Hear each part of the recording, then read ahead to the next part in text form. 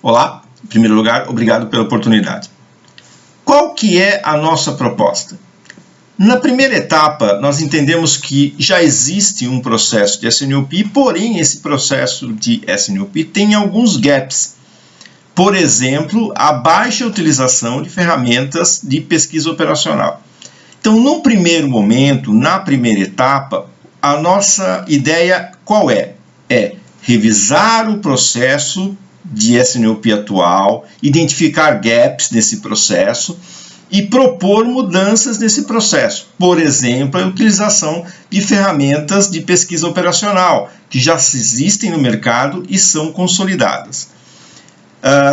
A partir do momento que eu começo a utilizar ferramentas mais elaboradas de pesquisa operacional, e eu não vou conseguir fazer isso sem olhar para os processos atuais, sem olhar para todos os stakeholders que estão envolvidos nesse processo. Eles precisam ser engajados, eles precisam ser capacitados, eu preciso definir indicadores para esse processo, eu preciso gerar dados com confiabilidade para esse processo. Ou seja, primeiro momento, atacar o processo, tornar o processo de SNOP mais robusto em termos de organização, em termos de pessoas, dos stakeholders, em termos de utilização de ferramentas. E revisar, é claro, a estrutura organizacional. Ou seja, com tudo isso, eu torno o processo de SNOP atual mais robusto. Numa segunda etapa, eu vou introduzir a inteligência artificial. E como nós vamos introduzir a inteligência artificial? Particularmente a questão de machine learning. Vamos utilizar a arquitetura de informação gerada no processo de SNOP para alimentar modelos probabilísticos de machine learning.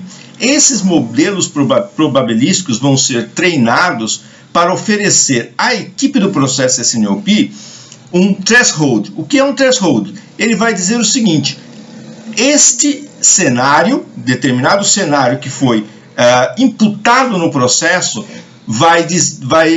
tem 85% de chance de oferecer o melhor retorno, a melhor utilização de eficiência operacional, o melhor aproveitamento dos recursos da VLI, ou inclusive recursos de terceiros, que a VLI pode eventualmente utilizar recursos de terceiros. Ou seja, o modelo de machine learning vai dar subsídios, vai analisar cenários e dar subsídios para a equipe do processo SNOP tomar a melhor decisão. E dessa forma, num processo contínuo de aprendizado, cada vez mais os modelos de machine learning vão dar recomendações mais assertivas e vão consolidar e vão tornar o processo de SNOP cada vez mais robusto e eliminando, ou minimizando a chance de problemas que são comuns no processo SNOP, por exemplo, a falta de disciplina ou a falta de engajamento.